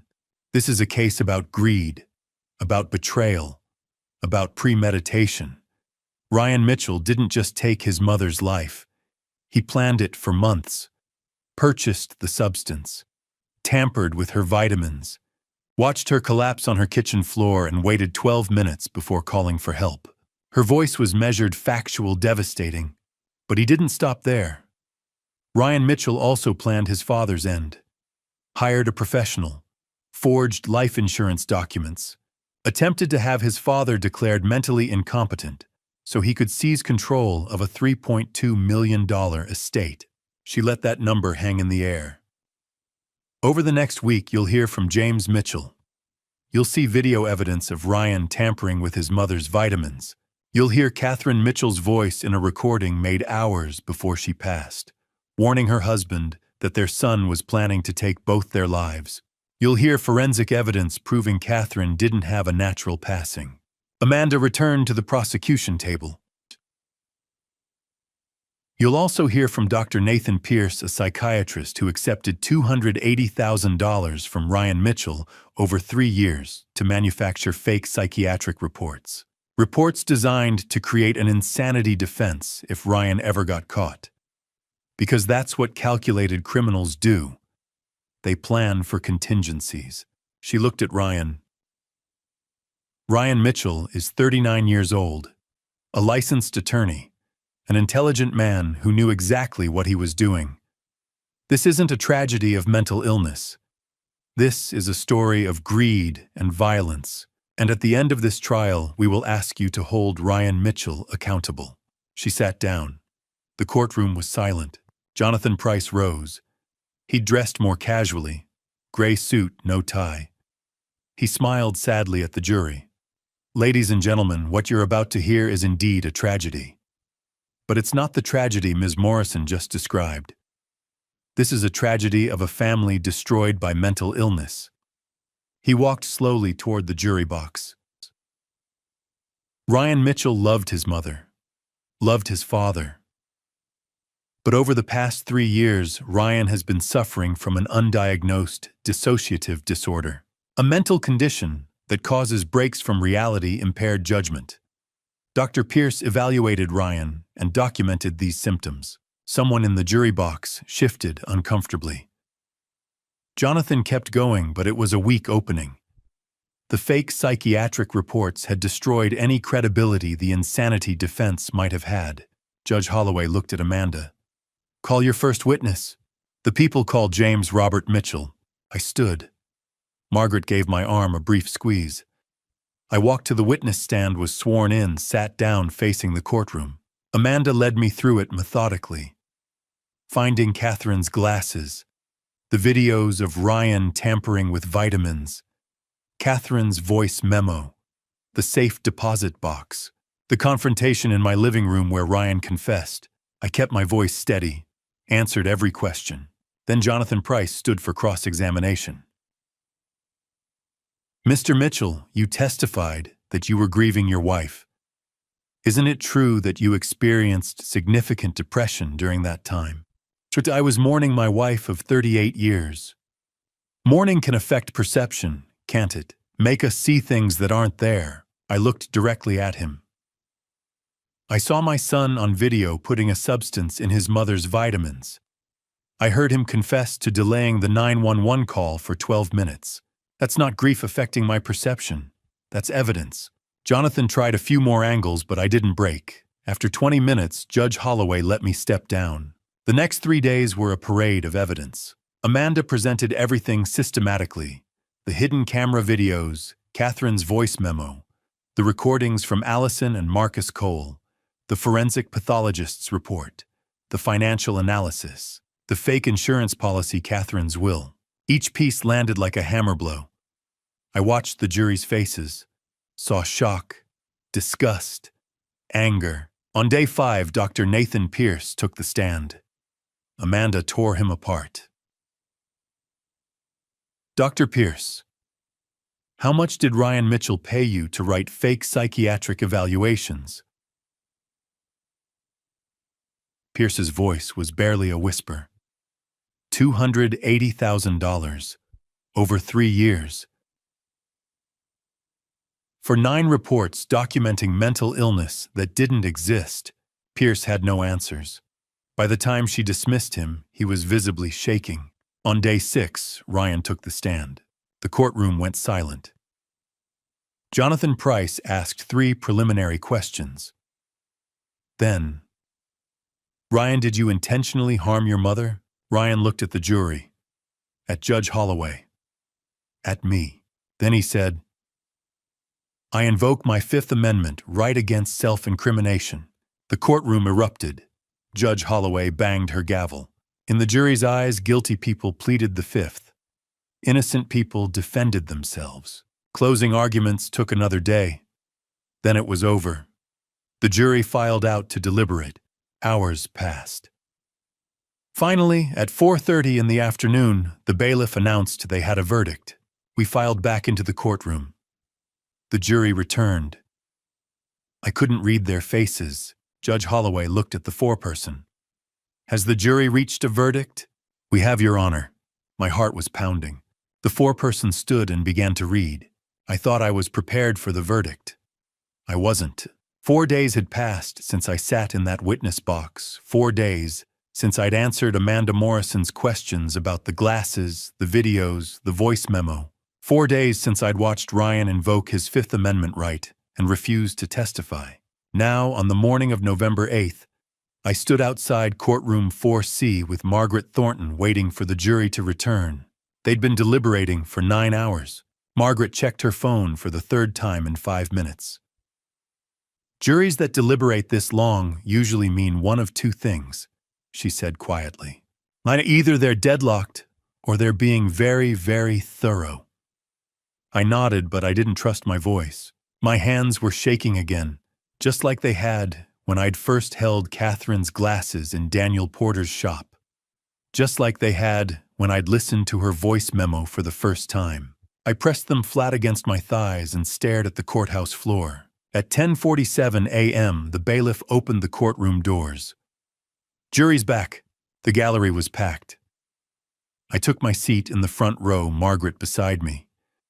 Across the aisle, Jonathan Price sat alone at the defense table. Ryan was brought in through the side door, his hands cuffed in front of him, his face blank. He didn't look at me. Judge Patricia Holloway entered. We all rose. "Please be seated," she said. Her voice was calm, measured. She turned to the jury box. "Ladies and gentlemen of the jury, have you reached a verdict?" The foreperson, a woman in her early 60s, a retired schoolteacher from Ballard, stood. "We have, Your Honor." The bailiff took the verdict forms from her and handed them to the judge. Holloway reviewed them in silence, her expression unreadable. Then she handed them back.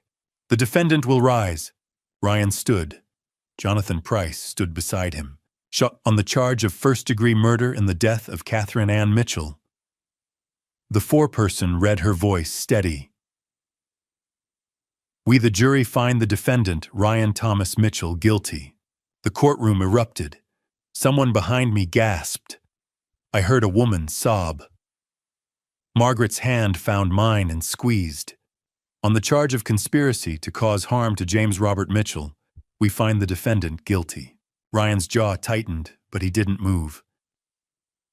"On the charge of embezzlement of $680,000 from the Mitchell Family Trust, we find the defendant guilty.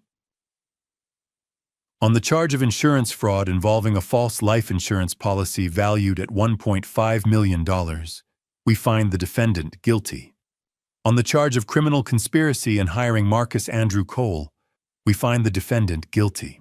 Judge Holloway waited until the courtroom quieted. "Mr. Mitchell, you have been found guilty on all 5 counts. Sentencing is set for November 22, 2024 at 9 a.m. Bailiff remanded the defendant. Ryan turned his head just slightly and looked at me for the first time since the verdict. His eyes were empty. Then he was led away. Outside the courthouse, Margaret read a brief statement to the press. I stood beside her, hands in my pockets, squinting against the November sun. Catherine Mitchell spent the final hours of her life gathering evidence to protect her husband and expose a terrible scheme, Margaret said. Today, justice was served not because of the legal system alone, but because she refused to let fear silence her. We honor her courage, and we hope this verdict brings some measure of peace to her family. A reporter called out, "Mr. Mitchell, do you have anything to say?" I shook my head. Margaret guided me toward her car. The courtroom was quieter this time. No cameras inside, no crowd in the gallery. Just me, Margaret Amanda Morrison, Jonathan Price, and a handful of court staff. Judge Holloway reviewed the pre-sentence report in silence. Then she looked up. "Mr. Mitchell, you have been convicted of first-degree murder, conspiracy, embezzlement, fraud, and criminal conspiracy. The law allows me to impose a sentence that reflects the gravity of these offenses and the harm you have caused." She paused. "For the murder of Catherine Ann Mitchell, I sentence you to life in prison without the possibility of parole. For each of the remaining 4 counts, I sentence you to 25 years to be served concurrently with the life sentence." Ryan stood perfectly still. "Do you wish to make a statement?" the judge asked. He shook his head. "Then this court is adjourned." The visitation room smelled like disinfectant and stale coffee. I sat on a metal stool, staring at the plexiglass partition, waiting. A guard led Ryan to the opposite side. He picked up the telephone handset. I picked up mine. For a long moment, neither of us spoke. "None of you came," he said finally. I came to say goodbye," I replied. He looked older, thinner. His prison jumpsuit hung loose on his shoulders. "I didn't mean for it to go this far," he said. I needed the money. Jessica's family, the casino, the debt, it was crushing us. And Mom found out. She was going to cut me off Dad. I panicked. "You put a harmful substance in her vitamins," I said quietly. "You watched her collapse. You waited 12 minutes before calling for help." His eyes flickered. "I know, and you plan to do the same to me." He didn't answer. I set the phone down on the counter, stood up, and walked toward the exit. "Dad," I didn't look back. I drove home in silence. In my rearview mirror, the barbed wire fence of the penitentiary grew smaller and smaller until it disappeared. I didn't cry. Catherine had fought for the facts in her final hours. She'd left me a map, a warning, a will. She'd made sure I wouldn't become the next name on Ryan's list, and now justice was done. The apartment was quiet in a way the old house never was. I sat in the corner armchair of my new place in Capitol Hill, a 1-bedroom unit on the 6th floor with a view of Puget Sound. It was December 2024, 6 weeks since the sentencing, 8 months since I'd found Catherine's glasses with the broken hinge. The rain tapped softly against the window, and for the first time in over a year, I didn't feel the walls closing in. Margaret had helped me find this place. "You need a fresh start, James," she'd said. "Somewhere Catherine's memory can rest without haunting you." She was right. I couldn't live in that house anymore. Not in the kitchen where Catherine had collapsed. Not in the bedroom where we'd shared 38 years of mornings. So I'd packed what mattered: a few photographs, her favorite books, the wooden box, where she kept her gardening gloves. Everything else I donated. The apartment was small, clean, and faced east. Every morning the sun rose over the water, and I made coffee and watched the ferries cross the Sound. It wasn't the life I'd planned, but it was a life I could live. Margaret called me on a Tuesday afternoon in March 2025. "James, I need to tell you something," she said. Her voice was careful, the way it always was when she had bad news. "What is it?" "It's Jessica. She had a severe reaction to medication at Evergreen Rehabilitation Center last week. She's alive, but the doctors say the brain damage is permanent. Short-term memory loss, cognitive impairment. She'll need lifelong medical care." I closed my eyes. I should have felt something: anger, pity, satisfaction. But all I felt was a dull, hollow sadness. "Her family is arranging long-term care," Margaret continued. "They asked if you'd be willing to visit." "No," I said quietly. "Surprise?" She helped him plan it, Margaret. She knew what Ryan was going to do, and she said nothing. I'm not going to sit by her bedside and pretend that didn't happen. Margaret was silent for a moment. "I understand." After we hung up, I stood by the window for a long time watching the rain. Jessica would spend the rest of her life in a fog, unable to remember what she'd done or why, and I would spend the rest of mine trying to forget. On a bright Thursday morning in May, I drove to the offices of Patterson and Marks in Pioneer Square. Helen Patterson, the attorney who'd notarized Catherine's final will, greeted me in the conference room. "Mr. Mitchell," she said warmly, "it's time." She opened a folder and slid a document across the table. "Execution of the last will and testament of Catherine Ann Mitchell, 95% of Catherine's estate, $2. $7 million was transferred to the Family Justice Foundation, a nonprofit that provided free legal aid to elderly victims of financial abuse. The foundation would like to create a new initiative in Catherine's name, Helen said. The Catherine Mitchell Elder Protection Initiative. It will fund legal clinics, emergency intervention, and educational workshops for seniors and their families. I nodded, my throat tight. She would have loved that. 2 weeks later, I attended the launch event at the Seattle Public Library. A small plaque was unveiled in the foundation's lobby, engraved with Catherine's name and the dates of her life. A dozen elderly clients stood in the audience, people who'd been helped by the program in its first month. One woman, a grandmother in her 70s, approached me afterward. "Your wife saved my house," she said, tears in her eyes. "My son was stealing from me and I didn't know where to turn. The clinic helped me stop him." I shook her hand, unable to speak. Catherine was gone, but she was still protecting people. I sold the house in Ballard in June for $2.8 million. The new owners were a young couple with a baby on the way. They loved the garden, the big windows, the breakfast nook, where Catherine used to read the Sunday paper. I didn't tell them what had happened there. With the proceeds, I bought my Capitol Hill apartment outright and donated a portion to the Catherine Mitchell Initiative. I also started volunteering 2 days a week at the Seattle Elder Rights Clinic, a legal aid office that helped seniors navigate fraud, abuse, and exploitation. I wasn't a lawyer, but I could listen. I could sit with frightened men and women who'd been betrayed by their own children, and I could tell them, "You're not alone.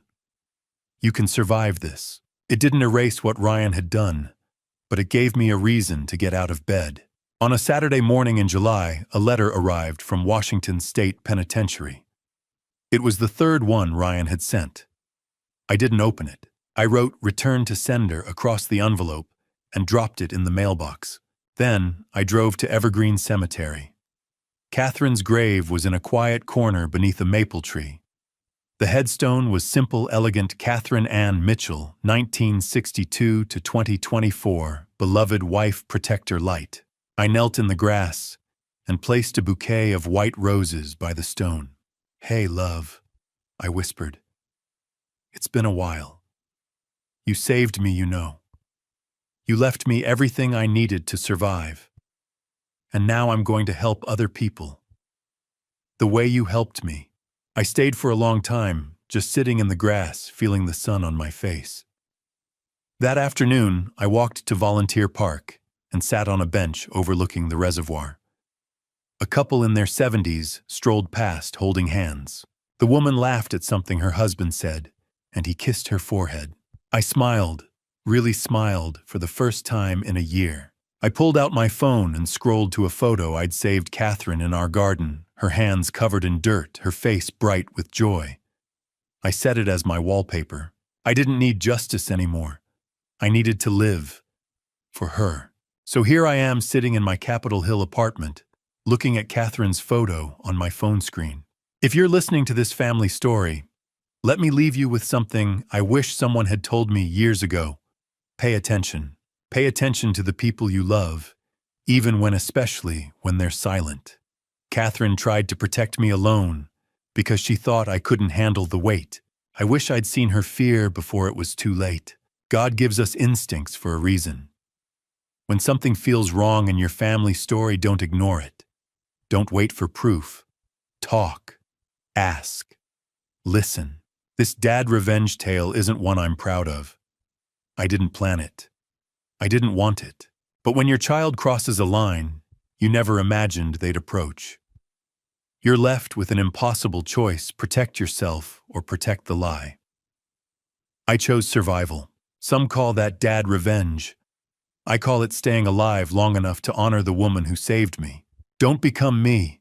Don't let silence poison your home. Don't assume your family story is safe just because everyone's smiling. Ryan smiled at Catherine's funeral while planning my end. Love your children, but keep your eyes open. If this dad revenge journey resonates with you, or if you've faced betrayal in your own family story, share your thoughts below. Subscribe if you want more accounts like this one. Your support means everything. Thank you for walking this difficult path with me to the end. Disclaimer. This narrative contains fictionalized elements created for educational reflection. If the themes are uncomfortable, please select content better suited to your preferences. 언제부터 왔어? 아니요, 가까워요. 가까운데 이게 무거워가지고 이렇게 들고 가기가 빡세서. 지금 봐봐, 샤인머스켓 4kg에 저 잠금주가 아까 몇 리터였어? 4리터에 막걸리 2병, 소주 2병. 개 무겁겠지. 이래서 남자가 있어야 돼. 무거워.